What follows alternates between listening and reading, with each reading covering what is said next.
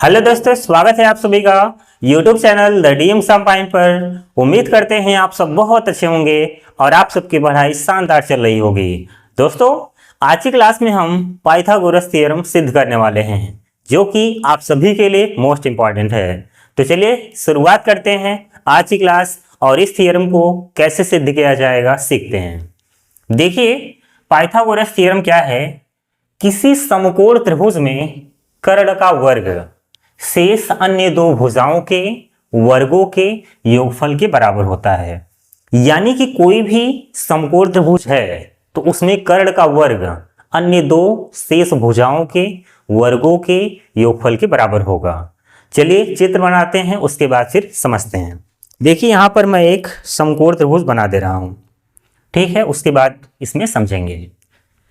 तो यहां पर एक ट्रायंगल मैं बना दे रहा हूं।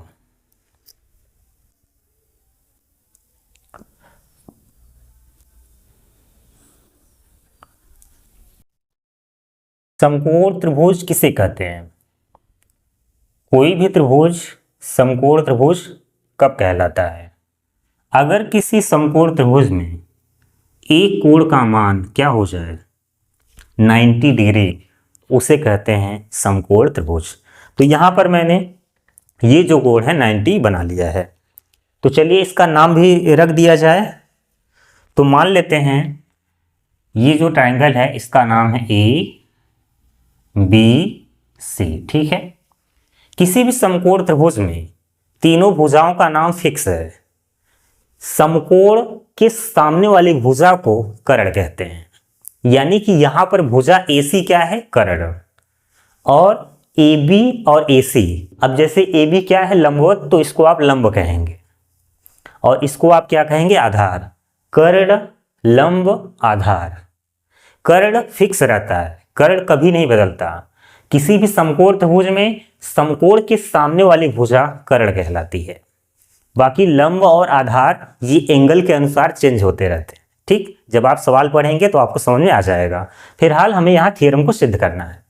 तो ये है आपका कर्ण और इसको हम लंब मान के चल रहे हैं और इसको आधार। तो सबसे पहले आपको लिखना होगा दिया है। यहां से देखिए, दिया है। क्या दिया है कि एक त्रिभुज है ABC जिसमें कोण B बराबर क्या है? 90 डिग्री। या ऐसे लिख सकते हैं त्रिभुज ABC समकोण त्रिभुज है।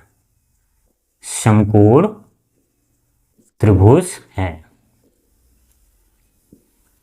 समकोण त्रिभुज है जिसमें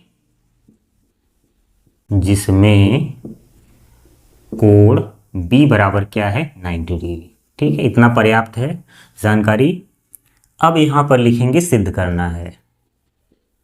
सिद्ध करना है। क्या सिद्ध करना है? कि समकोण के सामने वाली भुजा कर्ण। यहां पर बोला गया है समकोण त्रिभुज में कर्ण का वर्ग। तो कर्ण क्या होता है? समकोण के सामने वाली भुजा। यानी कि AC का स्क्वायर बराबर लंब का स्क्वायर यानी AB स्क्वायर प्लस आधार का स्क्वायर यानी BC का स्क्वायर। तो ये चीज आपको सिद्ध करना है। इसे सिद्ध करने के लिए हमें यहां पर एक रचना करना होगा, तभी जाकर के ये सिद्ध हो पाएगा। तो चलिए यहां पर एक रचना किया जाए। रचना बहुत ही छोटा है। यहां पर आपको क्या करना है? लंब डाल देना है, ठीक है। तो ये क्या है? 90 डिग्री। इसको पॉइंट आप यम सपोज करिए, ठीक है। यम मैंने मान लिया है,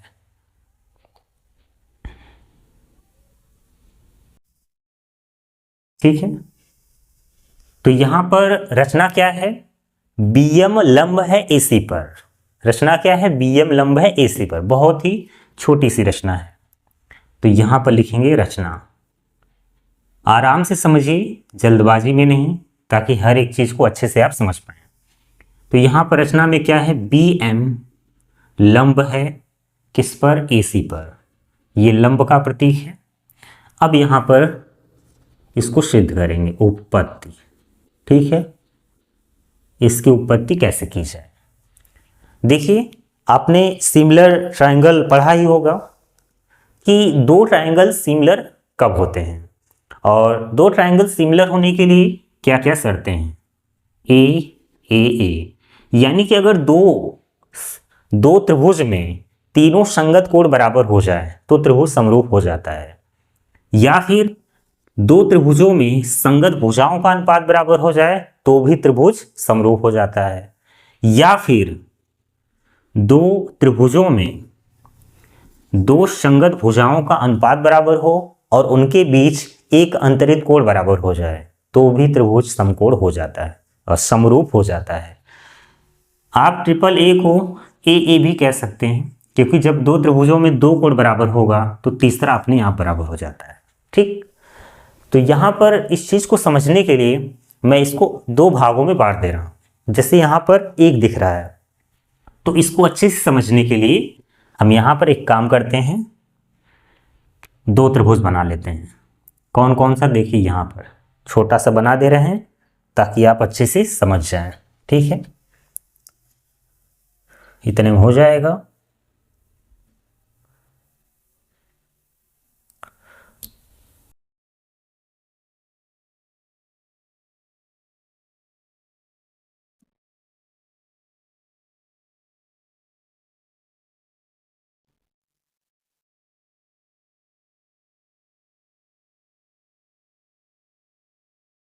ठीक है, ऐसे आप बना लीजिए।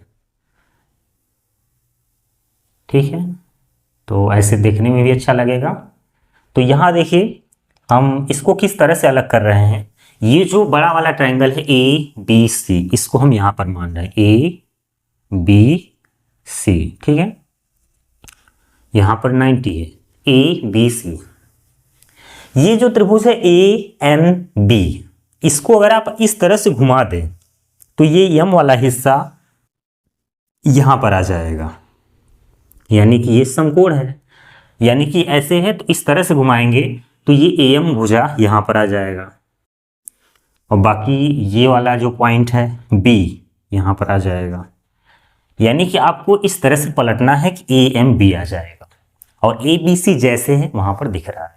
ये बात समझ में आ गई, चलिए ठीक है। तो यहाँ पर दो ट्रायंगल है, कौन कौन सा, त्रिभुज ए एम बी व त्रिभुज ए बी सी में। ठीक है, तो क्या ये दोनों ट्रायंगल सिमिलर हैं। देखिए, अगर हम यहां पर देखें त्रिभुज ए एम बी और त्रिभुज ए बी सी में, तो ये कोण कॉमन है जो कि दोनों त्रिभुजों में आ रहा है। शीर्ष से ही पता हो जाएगा, यहां भी ए है यहां भी ए है, आप ऐसे भी समझ सकते हैं। तो वहां पर भी अच्छे से दिख रहा है, और दोनों ट्रायंगल में एक एक कोण समकोण है, यानी कि दोनों त्रिभुजों में दो कोण बराबर है। तो यानी कि दोनों त्रिभुज क्या हो गया, समरूप। और जब भी दो त्रिभुज समरूप हो जाते हैं तो उनकी संगत भुजाओं का अनुपात बराबर ले सकते हैं। ठीक, तो यहां पर पहले आप ये दिखाएंगे कोण ए बराबर क्या है, कोण ए, इसे हम लोग कहेंगे उभयनिष्ठ है, यानी कि दोनों त्रिभुजों में एक कोण कॉमन है। ठीक, और एक एक कोण समकोण है, यानी कि कोण ए एम बी बराबर है कोण ए बी सी के।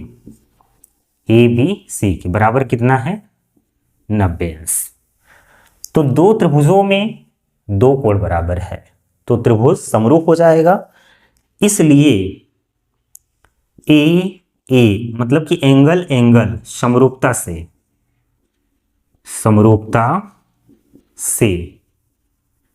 से क्या हो जाएगा, दोनों ट्रायंगल सिमिलर। त्रिभुज ए एम बी सिमिलर त्रिभुज ए बी सी। ठीक है, दोनों त्रिभुज क्या हो गए, सिमिलर। अगर दोनों त्रिभुज सिमिलर है तो संगत भुजाओं का भी अनुपात बराबर होगा। इसलिए ए एम बटे ए बी, ए एम बटे ए बी बराबर ए बी बटे ए सी ले सकते हैं, ए बी बटे ए सी। तीसरों मतलब ये जो तीसरी भुजा है इसको दिखाने की जरूरत भी नहीं है, केवल दो संगत भुजाओं का अनुपात लीजिए। वैसे तो तीनों होता है लेकिन हमें जो जरूरत है केवल दो, AM बटा AB बराबर होगा AB बटा AC के। समझ में आ गया? आप इसका तिरक गुणा कर दीजिए तो क्या हो जाएगा, AM इंटू AC बराबर AB का स्क्वायर, क्योंकि गुणा होगा तो वहाँ स्क्वायर आएगा। इसको आप एक समीकरण मान लीजिए। ठीक है, कोई दिक्कत नहीं। अब देखिए आपको क्या करना है, जैसे दो ट्रायंगल आपने अलग किया तो एक समीकरण हमें यहाँ मिला, अभी दो ट्रायंगल फिर अलग होगा यहाँ पर। कैसे? अब यहाँ पर देखिए, तो यहाँ पर जगह तो नहीं दिख रहा है, देख लीजिए साइड में। ठीक है, इतने हो जाएगा। तो अब हम यहाँ पर बनाने जा रहे हैं त्रिभुज BMC व त्रिभुज ABC में।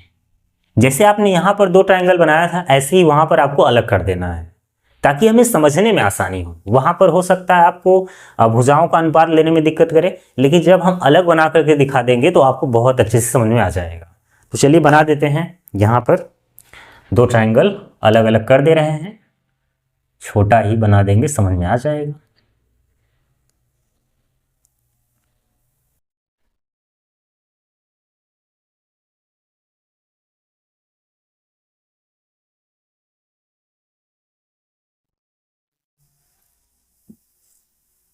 इस तरह से आपको बना देना है। तो यहां पर मैंने दो ट्रायंगल बना दिया है। तो कौन कौन सा ट्रायंगल आने वाला है, एक तो बड़ा वाला ABC दिख ही रहा है, ABC। और देखिए जैसे आपने AMB को पलटा था यहां पर आया था, ऐसे ही BMC को ऐसे घुमा देंगे तो B यहां पर है, M समकोण है और बचा C यहां पर है। ठीक है, मतलब कि ये वाला हिस्सा ऐसे पलट दिया मैंने, तो BMC यहां आ गया और बड़ा वाला अपनी जगह है। अगर यहां हम समझें तो BMC में ये कोण आ रहा है और बड़ा वाला ट्रायंगल है तो भी कोण C आएगा, यानी कि कोण C कॉमन है और एक एक कोण समकोण भी है। तो यहां पर हम लिखेंगे कोण C बराबर कोण C। ठीक है, इसे कहेंगे उभयनिष्ठ।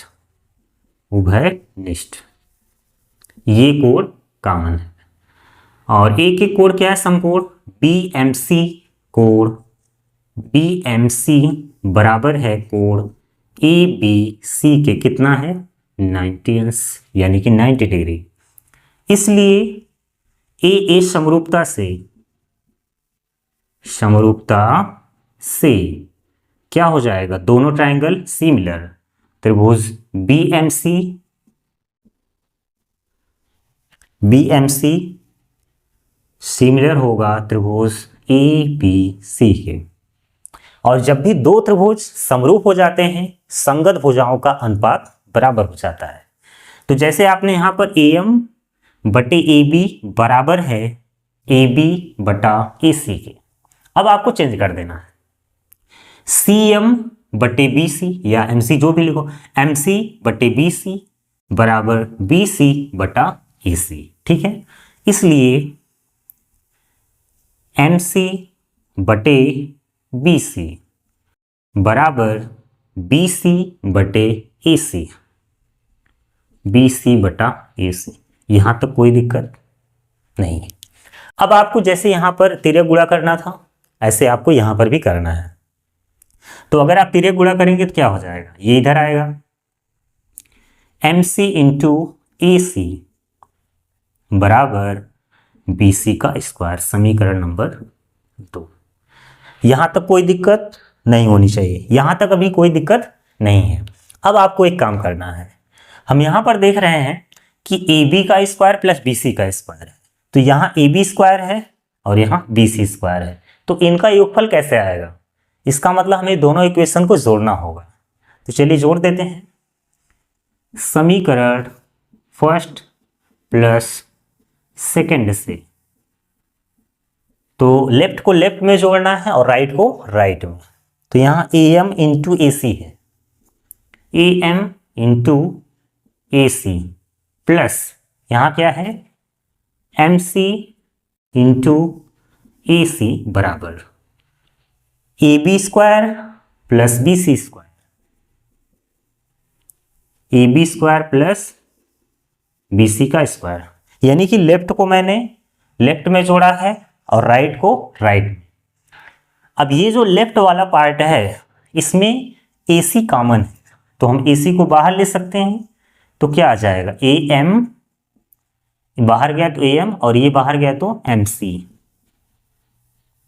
बराबर यहाँ क्या बचा है ए बी का स्क्वायर प्लस बी सी का स्क्वायर। ठीक है, A M plus M C, A M plus M C मिल करके क्या हो जाएगा ए सी। तो यहां हो जाएगा ए सी इंटू ए सी बराबर ए बी का स्क्वायर प्लस बी सी का स्क्वायर। अब जैसे ही गुणा करोगे तो क्या आ जाएगा ए सी का स्क्वायर बराबर A B square plus B C square, और यही आपको लाना था जो कि आ चुका है।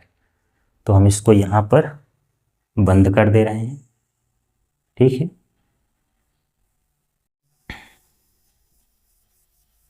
इस तरह से। तो ये हो चुका है प्रूव्ड इति सिद्धम। ठीक है, यही आपको प्रूव करना था जो कि प्रूव हो चुका है। ये आपको प्रूव करना था, यहाँ पर आ चुका है। तो ये है पाइथागोरस थ्योरम। अगर आपको स्क्रीनशॉट लेना है तो ले लीजिए। ये बहुत ही आसान था इसका प्रोसेस जो सिद्ध करने का है, और सबसे ज़्यादा सवाल किस थ्योरम पर बनता है पाइथागोरस थ्योरम। तो आज हमें पता चल गया कि ऐसा क्या कारण है कि किसी भी समकोण त्रिभुज में कर्ण का वर्ग अन्य दो शेष भुजाओं के वर्गों के योगफल के बराबर होता है। ये प्रोसेस है, और इसके बाद हमें पता चल जाता है कि कर्ण का वर्ग अन्य दो शेष भुजाओं के वर्गों के योगफल के बराबर होता है। तो चलिए अब अगली क्लास में हम अगला थ्योरम सीखेंगे। आज का थ्योरम कैसा लगा कमेंट बॉक्स में ज़रूर बताइएगा। जय हिंद, जय भारत।